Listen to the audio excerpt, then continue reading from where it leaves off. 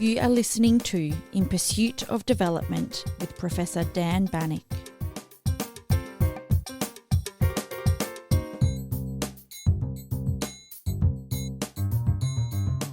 Welcome back to In Pursuit of Development. As you will probably have noticed, I had to pause the show a couple of months ago just before concluding Season 5 due to a bereavement in my family. But I'm very pleased to be back on air for the final episodes of the season.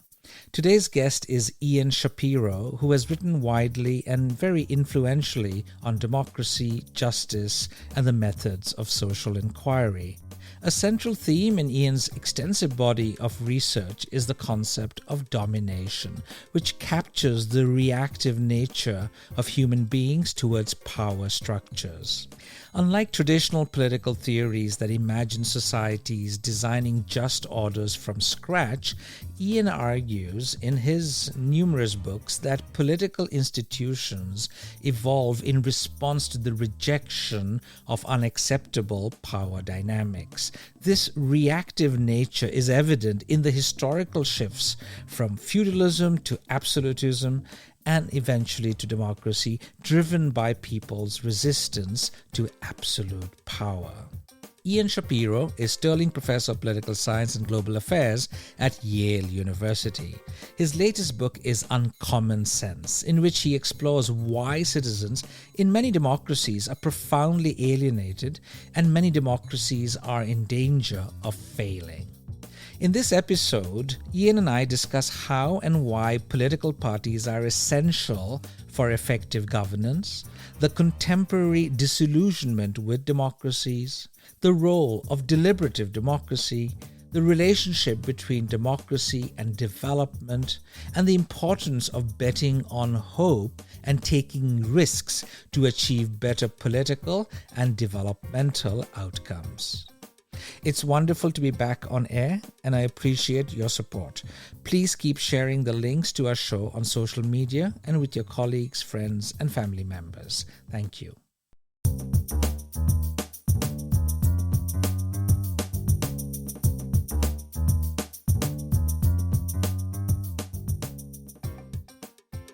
It's a great honor to see you, Ian. Welcome to the show. Happy to be with you. One common theme in your work has been the idea, the concept of domination, which you define, at least in the latest book, as the illicit use of power to control people or their choice. Help us better understand, Ian, this idea of domination that has been so central to your work, but also the kind of political system that you feel works best to fight this kind of domination. Sure. So the reason I have focused on domination for many decades now as the sort of central motivating idea behind much of my work is that I think it captures a lot about the human condition that much theorizing in political science misses, particularly by political philosophers, which is where I started. That is to say, human beings don't get together one day and say, what would be a just social order and how shall we design it? And then let's put it together.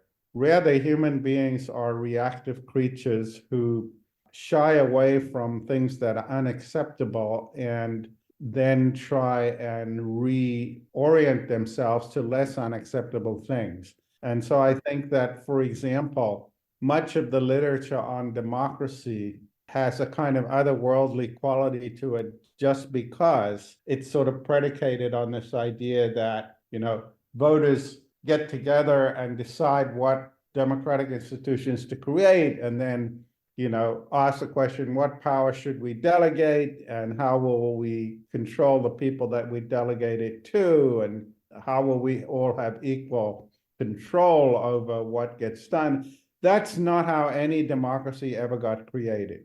We didn't go from feudalism to democracy. We went from feudalism to absolutism to democracy. And the pressure to democratize came from people disliking the exercise of absolute power and resenting it and reacting against it. And then started to demand first limitations on that power and eventually whole alternative systems to that power. So reacting against domination, I think, is a much more accurate guide to the way in which people have fashioned and refashioned political institutions over the millennia. I think it's a better way into thinking about politics. There are other reasons as well, but I think that's the sort of overarching one. As I see it, there are two aspects here. One is the state or some actor dominating, that kind of control that that entity is exercising, which you write as being, it could be a direct form, an indirect form, it could be conscious or less conscious. So that is one aspect. And then there's this other aspect, which is the resistance that comes, right? We as citizens, we want to change that behavior. We want to alter that behavior so that this deprivation of human freedom, as you call it, can be changed. So how does that relationship work? And I'm thinking also about the role of political parties that you already alluded to, that the way in which we see political parties aggregating interests, we as citizens expect them to work as our agents, we being the principals. It does not always work in the optimal way we think it should work. We need some sort of entity, some sort of visionary leadership that can help us achieve these forms of freedom. So basically, how do you see domination both being exerted but also resisted? Yeah, so people don't like experiencing domination and they react against it. And they look for ways of reorganizing their lives to either escape it or to minimize it if they possibly can. And, ever since Machiavelli's discourses, at least in the modern world, people have been arguing about what are the best institutional arrangements for that. I think that if you think about parties, why are parties important? It's not one answer everywhere, but just, we could talk about the British and European experiences, but just as a way in, let's talk about the American experience, because I think it presented the choices pretty starkly. If you think about the American Revolution and the creation of the American system, it was centrally driven by resisting domination, no taxation without representation. Indeed. That was what the American Revolution was all about. So it was a very, very much a non-domination motivated exercise. And then they found that the American Confederacy, which they created, was just too weak to govern effectively. They couldn't raise the army. They couldn't pay the soldiers. They almost lost the War of Independence because of this. So they recognized the need to create a more centralized, powerful state, that kind of what we would think of as a more embryonic state with power to raise taxes and to raise armies. And that's how they got to the Constitution. They didn't think parties were important. In fact, they thought parties were bad when they developed the American Constitution. If you read the Federalist Papers, which was the sort of manifesto to get the Constitution adopted in New York, which was the most important state that had to adopt it when they wrote them, they attacked parties as defending factions and preventing government in the common good and so on. But as soon as they tried to operate the system, they discovered you can't be effective in a democratic legislature without parties. And so even though people like Madison and Jefferson had been strongly hostile philosophically to the concept of parties, when they devised the American Constitution, they quickly changed their mind once they were actually trying to operate the system, and they created the first parties in American politics. And so again, it's a good example of this kind of reactive character of institutional innovation that I think often marks the evolution of politics. But so why did they need parties? They needed parties partly, I'd say, for two main reasons, to put it in the terminology of modern political science. One is that parties solve collective action problems within the legislature. You can't get a program adopted if you can't get, your people to all get behind it. And so you need some mechanism for achieving that. And then secondly, parties solve information problems between politicians and voters. If you're a Federalist or a Democratic Republican, as the two choices were in those days, voters can tell from those labels. They can get a lot of information about what the politicians and legislatures stand for. But I think it was mainly the former consideration that you need to be able to get your people in the legislature behind some program that they will then enact and defend at the next election on as to why they've done it. And so without that, you have a kind of herding cats problem in the legislature. And if parties are weak, everybody's going to be going off in their own direction. And the party's going to be ineffective. It's not going to win elections. And the party that's better organized is going to win elections.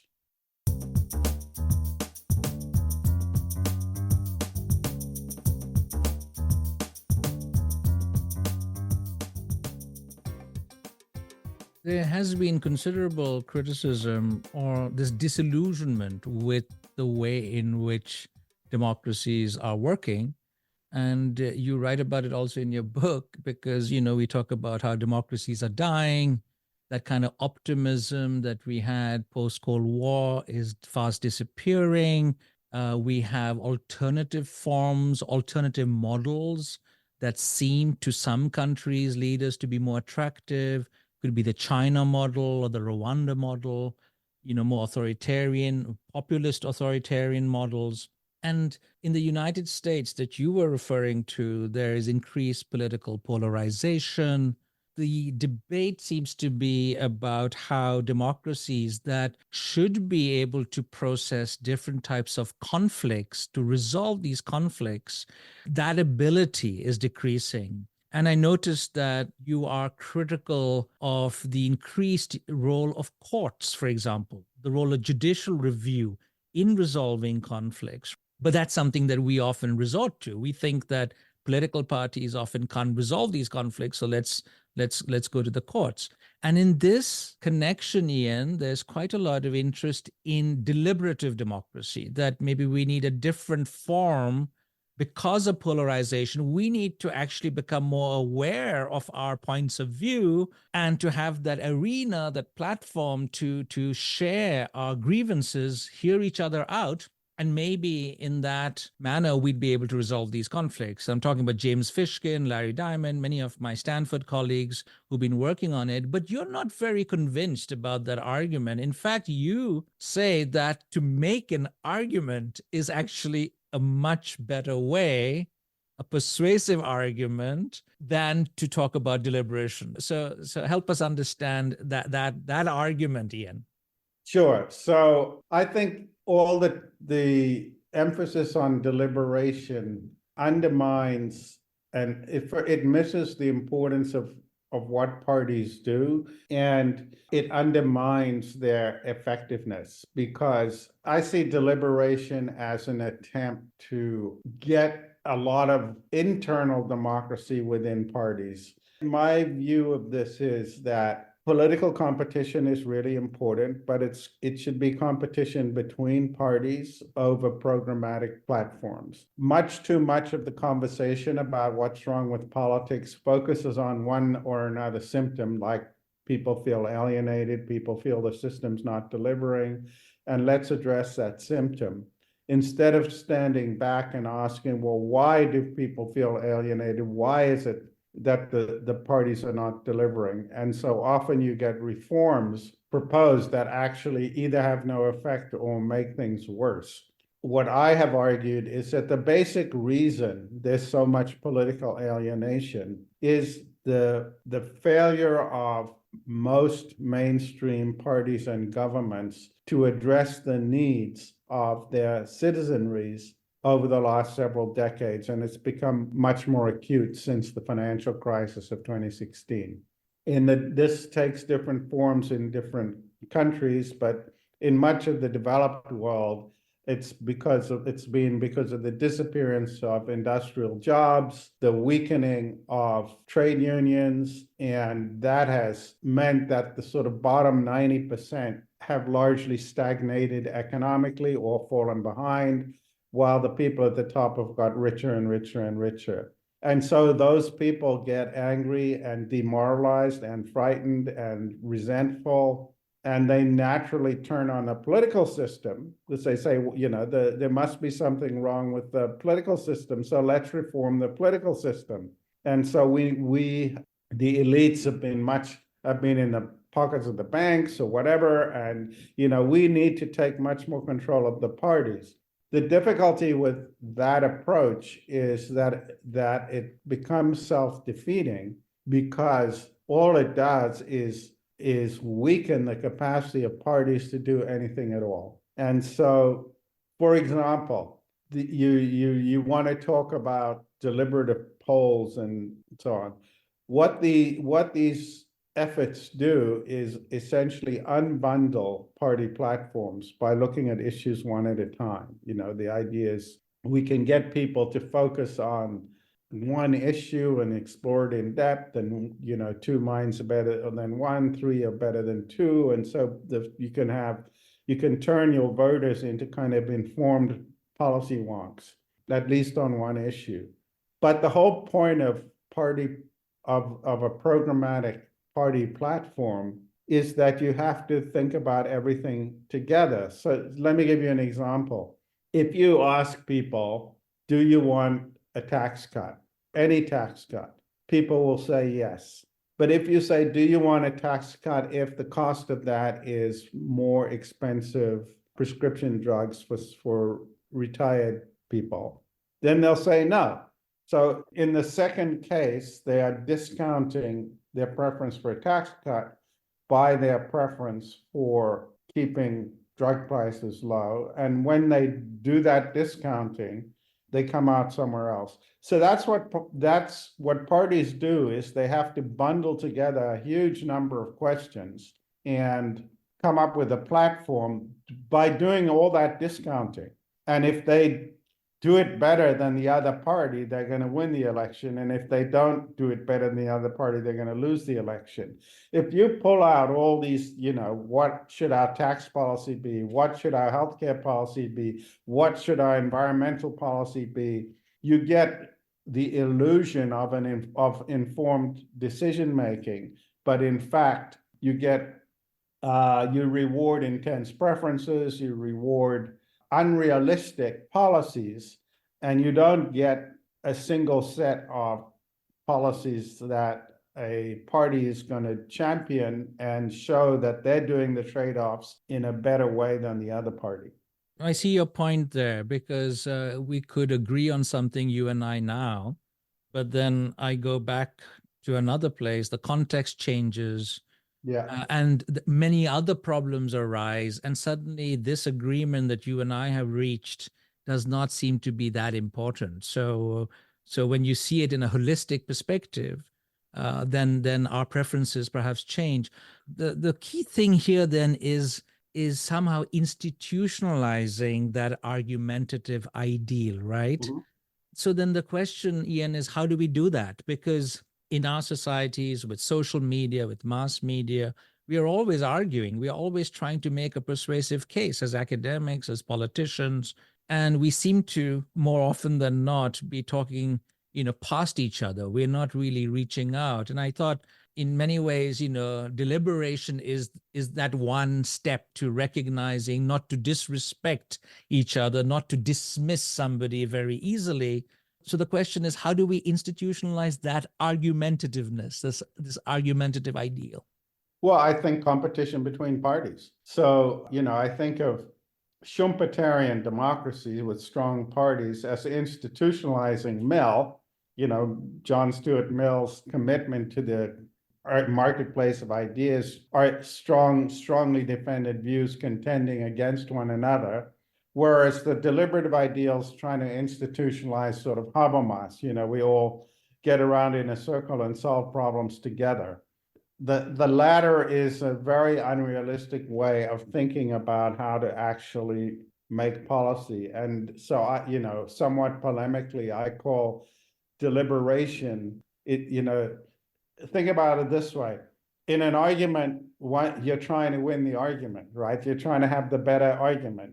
And even when you talk about making an argument in philosophy, let's say, the notion is that it has the high ground until somebody comes and makes a better argument. That's correct. It's a competitive ideal. Whereas the point of deliberation is to find agreement, to find common ground, right? So somewhat polemically, I call agreement collusion in restraint of democracy, to capture the kind of the hope that you want competition in politics for the same reason we want competition in the economy. If you think about trying to institutionalize agreement, you're going to end up creating a system that it's going to allow people to bargain and extract rents for their agreement. So let me give you a concrete example. Think of the jury system in criminal trials. They have unanimity rule in the classic jury. To get people to deliberate, you got to really persuade everybody. We're going to talk until everybody agrees, right? So that's fine if everybody's doing it in good faith. But let's suppose, most of the people on the jury want to get back to their jobs and go home. And you got one unemployed crank who likes the, $20 a day and has nothing better to do. He can now ransom the whole exercise because his agreement is required. And so he can essentially, he's got much more leverage than the others because they all want to they want to go home. And so the institutions you create to institutionalize deliberation also institutionalize the capacity for bargaining. And so if you create a lot of veto players essentially in a system, in order to get them to deliberate and take account of one another's interests, you're also creating institutions that allow for bargaining. Put another way, I don't think there's a good way to institutionalize deliberation that is genuinely truth-seeking in the way that Habermas or Fishkin or any of these people want it to be. And that's because of the nature of power relations. If you need my agreement in order to go home, I can extract all kinds of things from you. And so I don't think it's a realistic basis for running politics.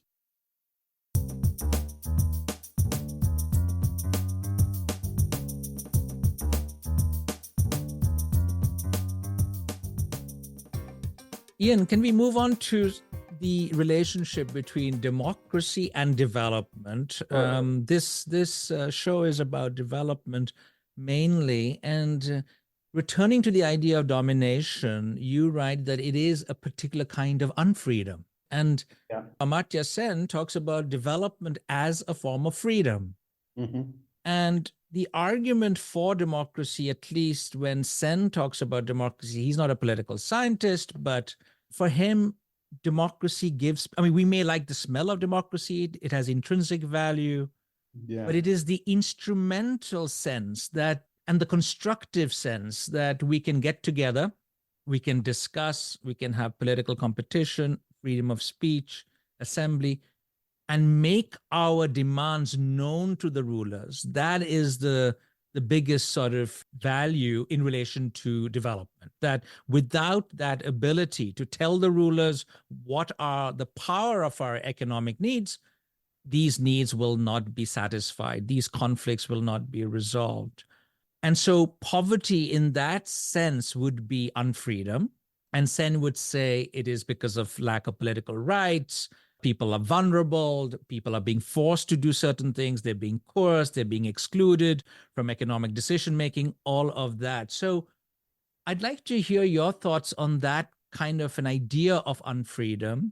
The issue that I'm sometimes grappling with is, should we exclusively focus on that instrumental value of freedom, Or should we also at the same time focus on the fact that the rules of the game, certain procedures are followed irrespective of the final outcome, which in this case would be poverty reduction and development? Yeah, so I largely agree with Sen about all of that. I think he doesn't take his discussion of democracy very far. He points out you don't get famines in democracies, which is true, but we do get chronic poverty in democracies. And I think the challenge for any political system, but certainly for democracy as well, is it's very hard. What's the difference between famine and poverty? Famine is a crisis. Poverty is a chronic problem. It's very hard to get politicians to respond to chronic problems that are not yet crises. So that's why environmental change is so difficult, because by the time it's a true crisis, it's going to be too late. But right now it's a chronic problem. So poverty is a chronic problem. And so I agree with Sen about famines and the desirability of democracy from that perspective.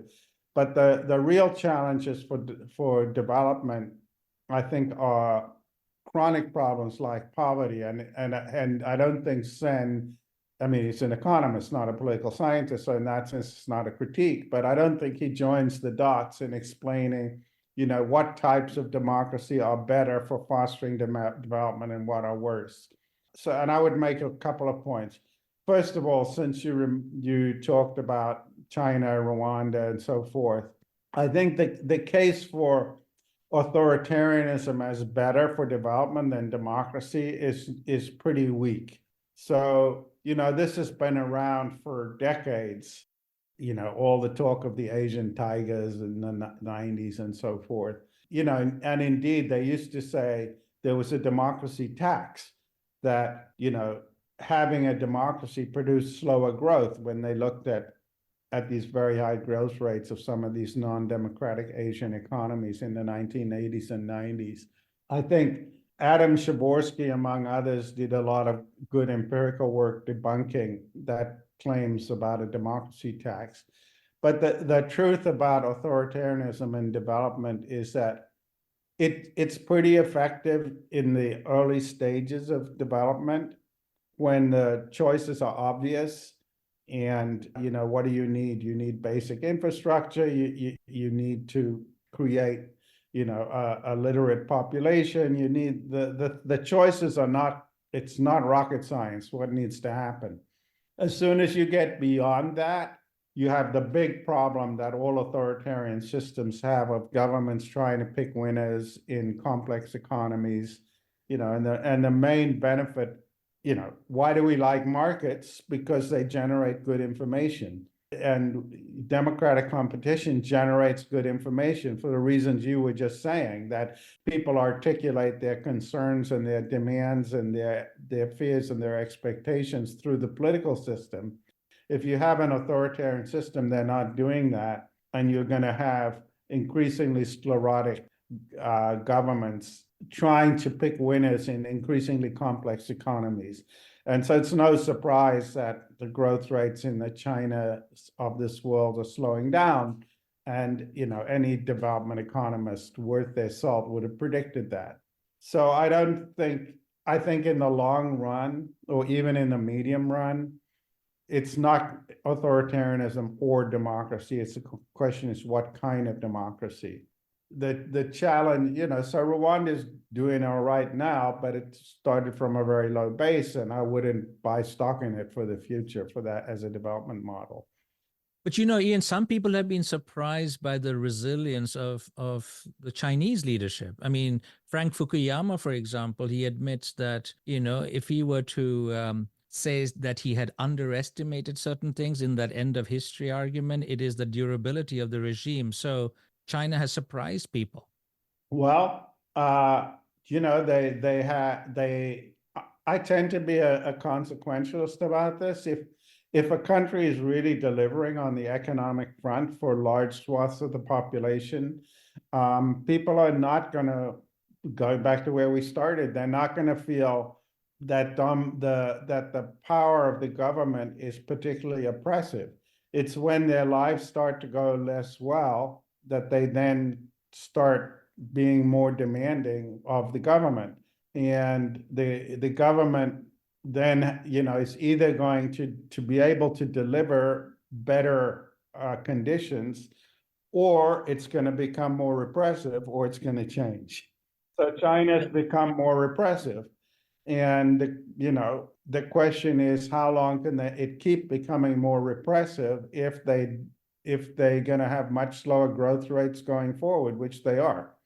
Are you saying then that we as citizens, we react to domination differently, that we are willing to trade off certain political aspects, political repression in favor of economic well-being, that domination goes through different phases, that once we have achieved some level of economic freedom, then we demand something more from the political realm? I wasn't saying that exactly. What I was saying was, I think it's more dynamic than that. The government doesn't, the Chinese state has become more repressive as the economy has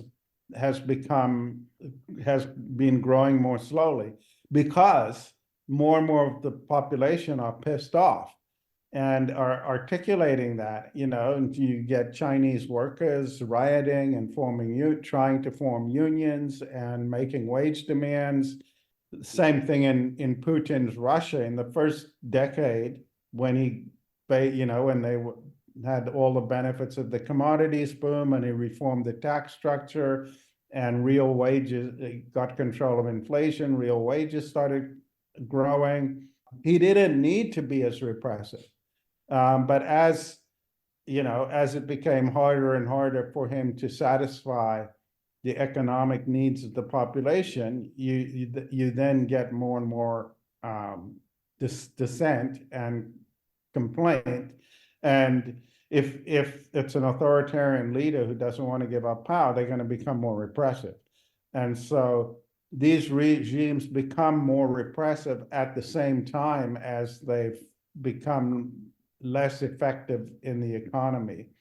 And so then it's a very bad equilibrium, because you've got an increasingly defensive, repressive political system trying to run an economy that is performing less and less well. And that's the trap that these governments eventually, and you work in the developing world. I mean, that was the story of Zimbabwe under Mugabe.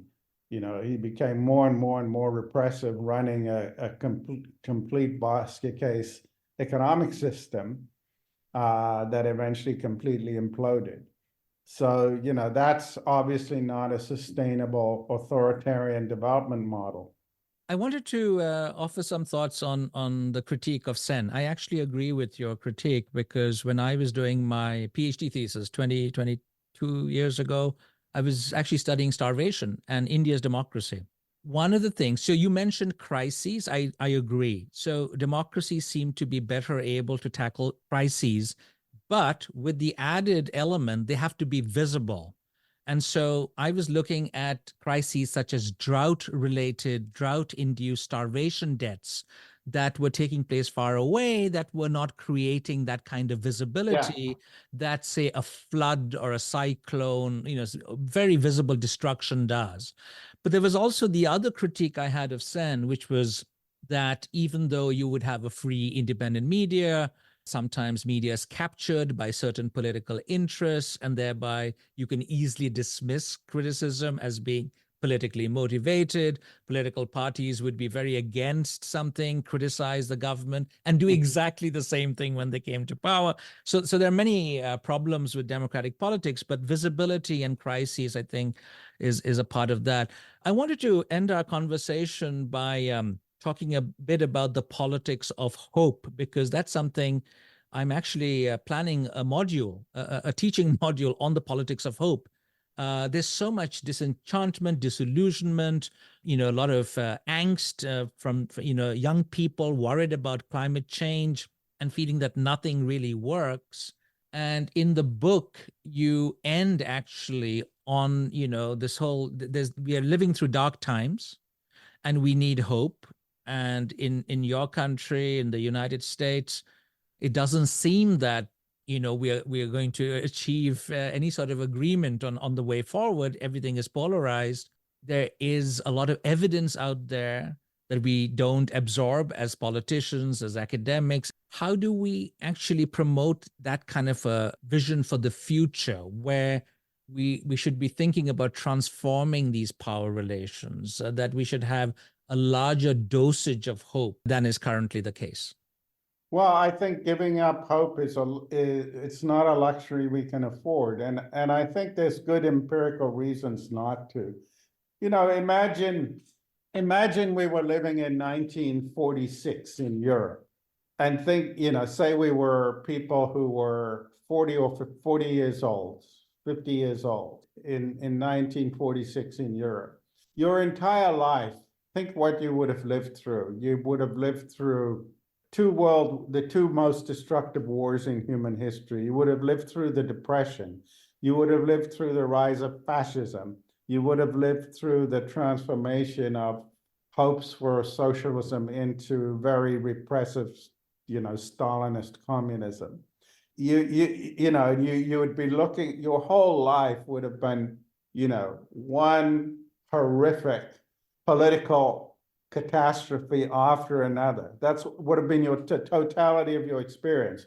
If somebody had said to you in 1946, well, actually, the next 4 or 5 decades are going to be the most amazing economic and political flourishing, you wouldn't have believed. You would have said, don't be ridiculous. Yeah. Because your entire experience would have been of not having that. And I'm originally from South Africa. I left in 1972. At that time, it was completely obvious that apartheid was doomed. But no, you couldn't have gotten anyone to believe that it would be replaced in a peaceful way by a democracy. People thought either there were going to be, a full-blown civil war for decades, or more and more repressive regime. Yet, in fact, there was a negotiated settlement to a democratic future. South Africa's got its own challenges and problems today, which I could talk about at another time. But so life has more imagination than us. And, the South African transformation really did depend on Mandela and de Klerk's leadership, and I have a paper about that in Uncommon Sense, in the way in which they showed their willingness to bet on hope. It sounds cheesy, but where does this come from? Actually, it comes from a development economist, Albert Hirschman, his bias for hope. He points out that betting on hope in development economics is often the best way, has often been the best way to go. So I think we shouldn't lose sight of the fact, particularly when things seem especially bleak and it all seems completely hopeless, that there are plenty of historical precedents for being hopeful and for betting on hope, betting hopefully on better outcomes. And so here, the performative dimension of hope is crucial, as I understand it, cultivating, as you write, a passion for the possible, but most importantly, taking risks, right? So gambling somewhat and risking losing your own position in the process. So an absolutely final question I want to ask you, what is the role of us academics in this, the role of experts in cultivating that hope? Because when we disseminate findings, Ian, it can be somewhat depressing. A lot of my students, after a whole term of listening to me talk about what does not work, were very unhopeful. They said, give us hope. Talk about what works. So do we as academics also have a responsibility of shaping and reshaping that discourse by maybe talking a bit more about what is possible? I think that's right, and that's why I had the last third of that chapter of Uncommon Sense be about that. At the end of the day, we have to make the case for development strategies, for instance, that we think will work. And I'm trying to do that in some of my current work, but that would be a conversation for another day. Ian, it was such a pleasure to see you. Thank you very much for coming on my show today. You're welcome.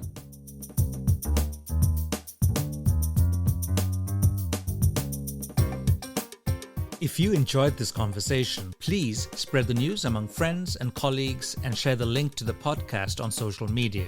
You can tag us on Twitter at GlobalDevPod and Dan Bannock.